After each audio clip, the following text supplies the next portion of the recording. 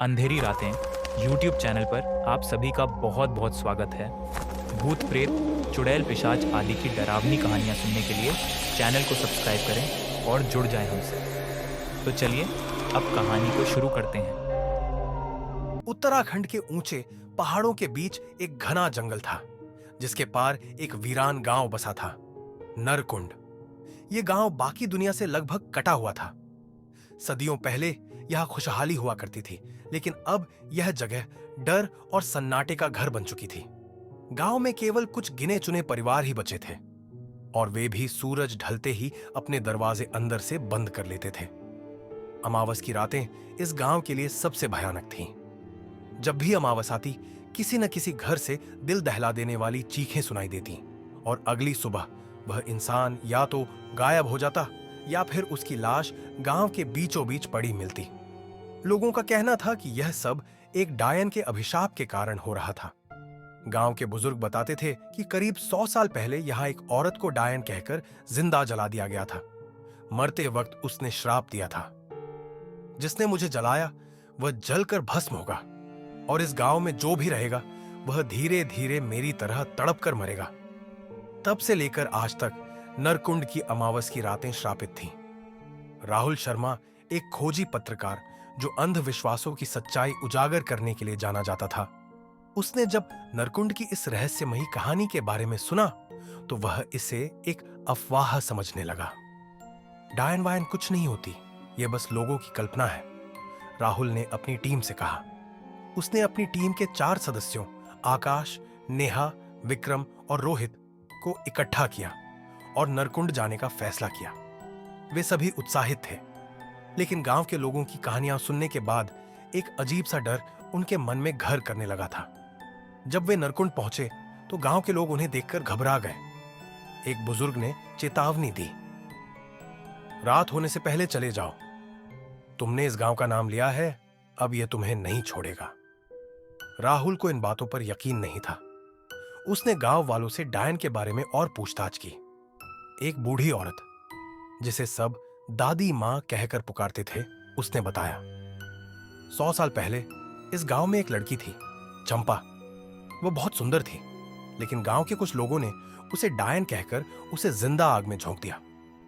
जलने से पहले उसने श्राप दिया था कि उसकी आत्मा तब तक चैन से नहीं रहेगी जब तक वह गांव का हर इंसान खत्म नहीं कर देती। और आज तक वह यहां है? राहुल ने हंसते हुए पूछा। दादी मां ने गहरी सांस ली और कहा, वह मरकर भी मरी नहीं। जो उसे नहीं मानते वे सबसे पहले मरते हैं। राहुल और उसकी टीम गांव में ही रुकने का मन बना चुके थे। उन्होंने गांव के किनारे एक पुराने खाली घर में डेरा डाल लिया। रात गिरने लगी और अजीब अजीब सी आवाजें सुनाई देने लगी। करीब 11 बजे विक्रम को घर के बाहर किसी के चलने की आवाज सुनाई दी। उसने खिड़की से झांक कर देखा। कोई लंबी काली साड़ी पहने औरत खड़ी थी, लेकिन उसका चेहरा नहीं दिख रहा था। कौन है वहां? विक्रम ने कांपते हुए पूछा। कोई जवाब नहीं आया। तभी उस औरत के पांव जमीन से ऊपर उठ गए और वह हवा में तैरने लगी। विक्रम के होश उड़ गए। उसने घबराकर दरवाजा बंद कर लिया। अंदर बाकी टीम भी उसकी आवाज सुनकर जाग गई थी। क्या हुआ? नेहा ने पूछा। बाहर बाहर कोई है? विक्रम की आवाज कांप रही थी। राहुल ने टॉर्च उठाई और दरवाजा खोलकर बाहर झांका। वहां कोई नहीं था, लेकिन तभी अचानक से एक कड़ाके की ठंड पूरे कमरे में फैल गई। हमें यहां से चले जाना चाहिए, रोहित घबराकर बोला। लेकिन राहुल अभी भी नहीं माना। रात के करीब 2 बजे राहुल ने कैमरा ऑन कर रखा था और चारों तरफ रिकॉर्डिंग कर रहा था। अचानक कैमरे की स्क्रीन पर पीछे एक परछाई दिखाई दी। क्या तुम लोग यह देख रहे हो? राहुल ने पूछा। सभी ने कैमरे की स्क्रीन देखी। वहां एक औरत खड़ी थी, लेकिन जब उन्होंने पीछे मुड़कर देखा तो वहां कोई नहीं था। तभी कमरे की दीवारों पर खरोंच के निशान बनने लगे। एक दिल दहलाने वाली हंसी गूंजी। तुमने मुझे बुलाया था, अब तुम जा नहीं सकते। अचानक नेहा जोर से चिल्लाई। उसके कंधे पर गहरे नाखूनों के निशान बन गए थे, जैसे किसी ने उसे जोर से पकड़ लिया हो। अब सभी की सांसें तेज हो गई थी। वे घर से बाहर भागे और गांव के रास्ते पर दौड़ने लगे, लेकिन चारों ओर घना कोहरा फैल गया। आकाश ने डर के मारे पीछे देखा। डायन उनके पीछे दौड़ रही थी। उसकी आंखें लाल थीं, उसके बाल हवा में उड़ रहे थे और उसके नाखून बड़े बड़े पंजों की तरह दिख रहे थे। भागो! राहुल ने चिल्लाया, लेकिन डायन ने हवा में उछलकर विक्रम को पकड़ लिया। उसके शरीर से एक झन्नाटेदार चीख निकली और अगले ही पल वह जलकर राख हो गया। बाकी तीनों किसी तरह गांव के मंदिर तक पहुंचे। वहां के पुजारी ने उन्हें अंदर खींच लिया और दरवाजा बंद कर दिया। अब तुम बच गए हो, पुजारी ने कहा। लेकिन विक्रम, नेहा रोते हुए बोली। पुजारी ने सिर झुका लिया। वह मर चुका है। पुजारी ने बताया कि डायन का श्राप तब तक खत्म नहीं होगा जब तक उसके असली अवशेषों को जलाकर गंगा में प्रवाहित नहीं किया जाता। राहुल और उसकी टीम ने हिम्मत जुटाई और गांव के पुराने कुएं की खुदाई की, जहां चंपा की हड्डियां दबी हुई थीं। उन्होंने उन हड्डियों को निकालकर मंत्रों के साथ गंगा में बहा दिया। तभी एक भयानक चीख पूरे आकाश में गूंजी और नरकुंड का अंधेरा अचानक गायब हो गया। डायन का श्राप खत्म हो चुका था। आज भी नरकुंड में जो कोई रात के समय जाता है, उसे वहां एक कैमरा पड़ा मिलता है। उस कैमरे की आखिरी रिकॉर्डिंग में राहुल की आवाज सुनाई देती है।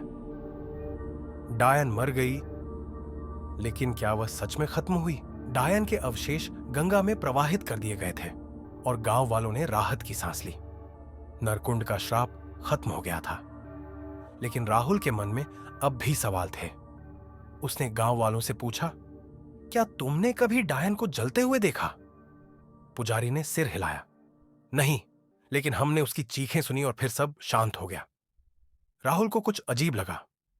अगर आत्मा मुक्त हो चुकी थी तो उसे जलते हुए किसी ने क्यों नहीं देखा? वह सोच में पड़ा ही था कि अचानक मंदिर की घंटी जोर जोर से बजने लगी। किसी अदृश्य ताकत ने जैसे उसे हिला दिया हो। नेहा सहम कर बोली, क्या यह खत्म नहीं हुआ? पुजारी ने गहरी सांस ली। शायद अभी भी कुछ बाकी है। राहुल की टीम गांव से निकलकर शहर लौट आई, लेकिन उनके साथ कुछ अजीब घटनाएं होने लगी। राहुल के लैपटॉप में कैमरे की आखिरी रिकॉर्डिंग मौजूद थी, जिसे उसने कभी पूरा नहीं देखा था। एक रात जब वह अकेला अपने कमरे में था, उसने वीडियो चलाया। स्क्रीन पर विक्रम की मौत का भयानक दृश्य दिखा, लेकिन फिर वीडियो अचानक बंद हो गया। राहुल ने घबराकर फाइल दोबारा चलाई। इस बार स्क्रीन पर कुछ अजीब दिखा। एक काली परछाई, लाल जलती हुई आंखें और एक जली हुई औरत का चेहरा। उसके होंठ हिल रहे थे जैसे कुछ कह रही हो। राहुल ने आवाज तेज की और ठंडे पसीने में नहाने लगा। तुमने मेरी हड्डियां जलाई, लेकिन मेरी आत्मा को नहीं। फिर स्क्रीन ब्लैक हो गई। राहुल की सांसें रुक गई। उसने तुरंत अपने दोस्तों को फोन किया, लेकिन कोई फोन नहीं उठा रहा था। अगली सुबह खबर आई कि रोहित अपने अपार्टमेंट में रहस्यमयी तरीके से जलकर मर गया। पुलिस को कोई कारण नहीं मिला, लेकिन राहुल समझ गया डायन वापस आ चुकी थी। वह तुरंत आकाश और नेहा के पास पहुंचा। तीनों अब भय से कांप रहे थे। नेहा ने डरी हुई आवाज में कहा, राहुल, हमें वापस नरकुंड जाना होगा। तीनों फिर से नरकुंड पहुंचे। वहां अब भी एक अजीब सन्नाटा था। गांव वाले यह देखकर चौंक गए कि वे वापस आ गए थे। दादी मां ने कांपते हुए कहा, मैंने कहा था वह अभी गई नहीं है। राहुल ने पुजारी से पूछा, हमसे क्या गलती हुई? पुजारी ने एक पुरानी किताब निकाली और उसमें लिखी पंक्तियां पढ़ी। डायन तब तक खत्म नहीं होती जब तक उसका असली कारण मिटा न दिया जाए। कारण? राहुल ने पूछा। दादी मां ने सिर झुका लिया। तुमने उसकी हड्डियां जलाई, लेकिन उसके दर्द को खत्म नहीं किया। नेहा ने कंपाती आवाज में कहा, तो हमें अब क्या करना होगा? पुजारी ने धीरे से कहा, हमें उसके जलने की जगह पर जाना होगा और वहां उसे मुक्त करना होगा। रात के 12 बजे राहुल, आकाश, नेहा और पुजारी उस पुराने कुएं के पास पहुंचे, जहां कभी चंपा को जिंदा जलाया गया था। जैसे ही उन्होंने मंत्र पढ़ना शुरू किया, अचानक तेज हवा चलने लगी। पेड़ कांपने लगे और हवा में किसी के चीखने की आवाज गूंज उठी, तुम मेरी मुक्ति चाहते हो? चारों ने पीछे मुड़कर देखा। डायन उनके सामने खड़ी थी। वह अब पहले से भी ज्यादा भयानक लग रही थी। उसकी आंखों से खून की धाराएं बह रही थीं और उसकी जली हुई त्वचा से धुआं उठ रहा था। राहुल ने हिम्मत जुटाकर कहा, हम तुम्हें मुक्त करने आए हैं। डायन जोर से हंसी। तुम मेरी मुक्ति नहीं कर सकते जब तक मैं अपना बदला पूरा न कर लूं। और अगले ही पल एक तेज चीख के साथ डायन ने आकाश को हवा में उठा लिया। नहीं, नेहा चीखी। आकाश का शरीर हवा में ही जलने लगा। उसकी चमड़ी पिघल रही थी और उसकी आंखें भय से फटी हुई थीं। राहुल ने मंत्र पढ़ना तेज कर दिया। पुजारी ने हवन कुंड में अग्नि जलाई और उसमें गंगा जल डाला। डायन जोर से चिल्लाई, नहीं, मुझे रोको मत। राहुल ने एक लोटा गंगा जल डायन पर फेंका। जैसे ही पानी उसके शरीर पर पड़ा, एक भयंकर चीख पूरे जंगल में गूंज उठी। डायन तड़पने लगी। उसका शरीर राख में बदलने लगा। मुझे मुक्त कर दो। उसकी लाल आंखें बुझ गईं और अगले ही पल वह हवा में घुलकर गायब हो गई। सुबह होते ही गांव वालों ने राहत की सांस ली। सबने कहा, अब नरकुंड का श्राप खत्म हो चुका है। राहुल और नेहा ने एक दूसरे की तरफ देखा, लेकिन तभी अचानक हवा में एक धीमी डरावनी फुसफुसाहट सुनाई दी। तुमने मुझे मुक्त किया, लेकिन मेरा दर्द अभी भी जिंदा है। राहुल की आंखें डर से चौड़ी हो गईं। क्या यह सच में खत्म हुआ था या फिर कोई और इंतजार कर रहा था?